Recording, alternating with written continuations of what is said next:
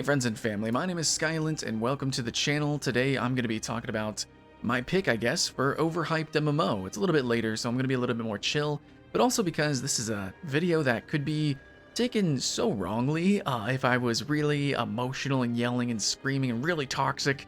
But I think the sarcasm and all the nuances get lost. So, no, we're just going to jump into this. These are games that I think fans want to imagine are perfect and tell everyone they're perfect and whatever, but just the average player, which yeah, a lot of people are getting into this genre. Yeah, no, you try to jump into these games and you're gonna hit a bunch of speed bumps. So these are overhyped MMO that are, yeah, they got faults, and they really are more niche than people would have you believe, or maybe even their popularity would have you believe. The MMO genre as a whole is pretty particular and meant for a specific demographic and audience, but you know, hey, we'll see. Hopefully you guys actually do have fun with these games, but I just want to immediately get started, right? For the obvious case, which is New World. New World just launched from Amazon Studios. They had a lot of failures, and even New World itself is kind of in a way retconned, actually. It's almost a failure, as in the original concept was a survival sandbox PvP hardcore MMO, and it's since turned into, I guess, sort of an in-between of theme park sandbox, I don't know, mostly a theme park PvE focused MMORPG, and in many ways people are saying the crafting is actually pretty cool. People are saying that there's something here and there and blah blah blah, but basically the game, for the amount of people that were playing, which is a freaking ton, it was number 4 most played game on Steam. Yay, for a $40 MMO, right? With that such a weird aesthetic, which was kind of almost horror themed and Spanish almost. Yeah, no, a lot of weirdness going on, and there's some originality in the game. But overall, completely overhyped, and I think we all know it, which is why it's such a safe first, you know, listing here on this. This is only a top 3, basically. There's not too many overhyped MMO. Most people know MMO are pretty awkward, but New World is going through an awkward phase and stage itself, right? So I can actually parallel this to an MMO that came out not too long ago named Albion Online, which was a sandbox game, but it was supposed to be more Ultima-like and more hardcore, and they since sort of blended the genres. They took an approach of softly tuning it to be from full hardcore sandbox to just adding in more layers and layers and layers that allow more different types of players to play in their game and exist, which you need. Lots of different types of players in your MMO if you want it to be massive, and if you want to cycle players in between different parts of the world, such as, you know, being wolves versus sheep or cats versus mice, crafters, you know, guild people who are dueling, people who are ganking, people who are just solo, zergs. Yeah, you need lots of different types of players in your game. So Albion did it very well and is well supported. New World is still in that awkward phase, where Albion also launched awkward and it didn't really land. They since kept up the momentum actually and built, and it's a pretty popular game. New World launched incredibly popular, but critically it's mixed reviews and everyone's like, yeah, you know, it could be something. And that's what we should take away from this, at least since it is a brand new MMO from one of the most profitable companies in the world, Amazon, who just has infinite money to throw. I think we could see New World actually be something great. And I'm also a little bit, I think, biased here because I know for a fact that New World hired streamers, content creators, YouTubers, and are, you know, behind the scenes, I know they are listening directly to the community in order to shape this game. So while it might be bare bones and lack content and again in that weird sort of teenage phase, I think it's gonna outgrow its awkwardness, and I think it could be a great game that lives up to its original hype, which Albion has done and so far surpassed. So if New World can do that, it could actually be like the next big MMO. I mean, it literally is actually already, but again, overhyped list. So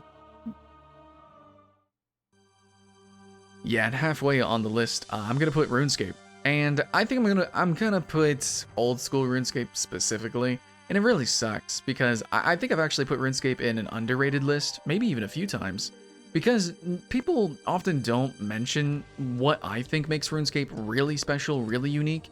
And if I talk to other MMO content creators, like in real life, I remember me and Lazy Peon were championing to the New World devs actually when we met them. We were over dinner and we were ranting about how the quests are one of a kind and they're truly epic. They can send you across the world, and the PvP actually has a lot of nuances, which a lot of people don't realize because of the tick-based gameplay. So RuneScape, in a lot of ways, that makes it old and clunky and awkward, actually makes it better. So it is underrated in some aspects, but the game is pretty freaking popular. And overall, like, if I look at what the community is making in terms of video content and stuff, the truth is that the game really is maybe too clunky, especially the original launcher. A lot of RuneScape is kind of illegible in many ways. I mean, you really need like add-ons or, launch it with the Rune Lite client, which actually I do suggest everyone do, and I do. And overall, like, it needs a lot of quality of life, which it hasn't gotten. As well, RuneScape is overhyped a bit for its esports scene, which I think is really cool. Ah, man, it's so confusing. It's so hard to say overhyped and underrated at the same time, but people don't realize that MMOs can be esports. But then again, the one MMO that's truly a massive esport, with Iron Man and stuff like that, but mainly like what they do with their events, they do like battle royale kind of stuff, and they do PvP tournaments. RuneScape has had a lot of controversy, and even though they hold these events, which just the fact that they hold them is amazing and is underrated, they're at the same time, they get so many views, they get so much attention, they get so much money, and they actually don't fine-tune the game enough. Again, that whole quality of life. Yes, RuneScape is original. RuneScape has a ton of content. RuneScape, there's so much to it.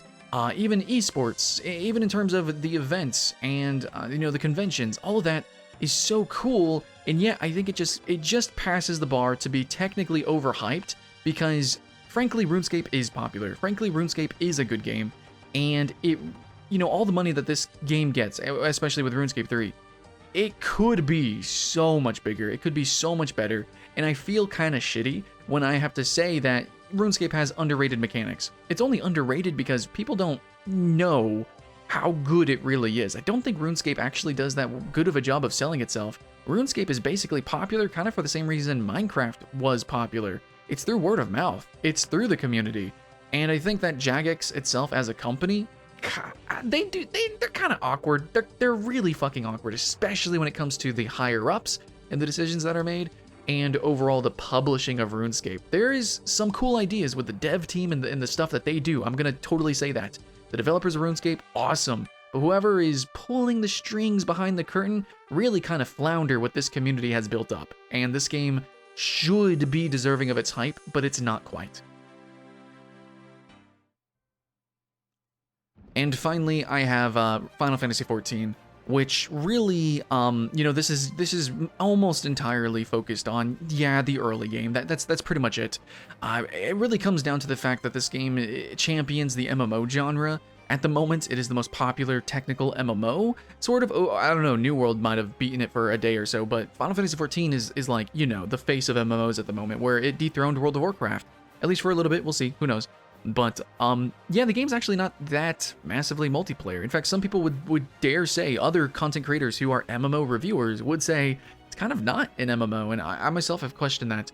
Now, technically, I guess it is, because there are areas where you can have massive numbers of players working together to fight a sort of world boss. It's really not as epic as Guild Wars 2. It's nowhere near anything that you would expect from, like, an actual MMO. Final Fantasy XIV really, frankly, cuts every corner it possibly can. It is honestly half-assed in so many aspects, and I'm basically just gonna say it's mostly the early game, because technically, that's kind of objectively true.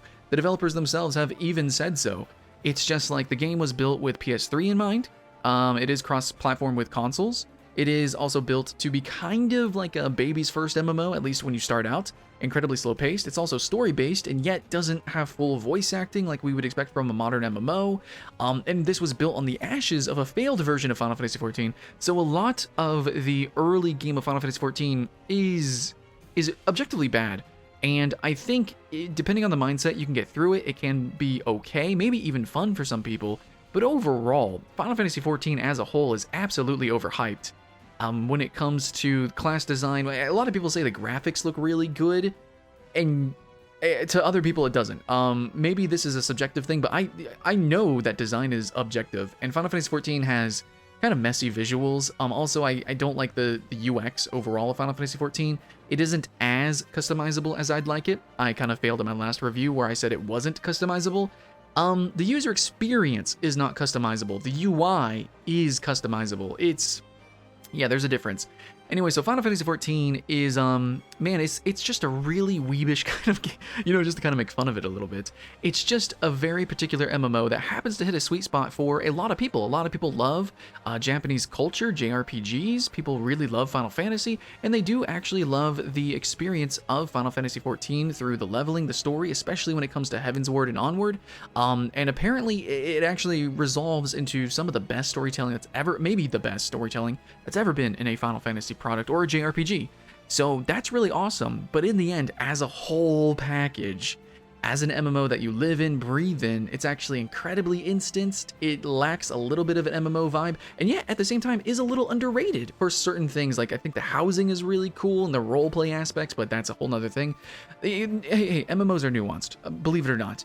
And how you play them is super subjective, but Final Fantasy XIV, just like when everyone's like, oh man, it's great, the story's great, everything's great about it, holy shit. I bet most of the comments of this video will be like, yeah, Final Fantasy XIV is pretty rough in the beginning. So just keep that in mind. A lot of people, when they exclaim that, oh man, this game is great, it might be a payoff that comes a little bit later in your time. And that's the true tragedy here, is maybe Final Fantasy XIV is an amazing experience, but you also have to consider the pricing of it. Now, there are sales for it sometimes, but it is a subscription-based MMO that you do have to buy the game for, and the subscription, and also the expansions. And so it can be expensive depending on when you play it, depending on the type of player, not just your tastes, if you like anime or what have you, or the story of Final Fantasy, but just the type of player, how often can you play, when can you play, do you play with friends, do you play solo, stuff like that, do you like dungeons, do you like dungeoneering, do you like hardcore raids and stuff like that, do you even enjoy the Holy Trinity aspect of this game? There's so much that goes to this game that's very peculiar.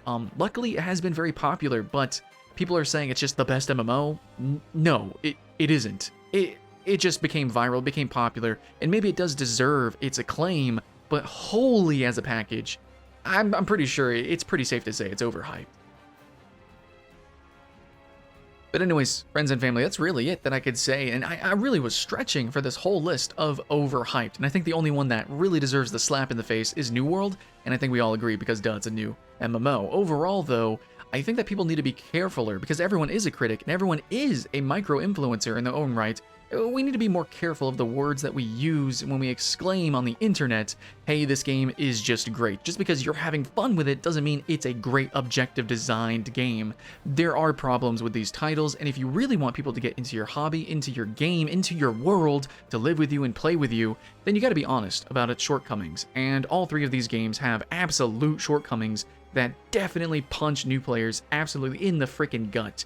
But hopefully New World, being the newest one, can actually resolve those rather quickly, and I think Final Fantasy XIV, with its momentum and the way that they listen to their community, and we've already seen actually Runescape even backpedal with some design decisions, and Final Fantasy XIV cutting quests, actually making the leveling experience free to play, at least for the 1 to 60, and then, evening out, expediting the grind of that. So I think we can see that MMOs know that they're all based on their community. They know that they need to be these living, breathing worlds. They need to change and evolve. Literally, Final Fantasy XIV remade itself.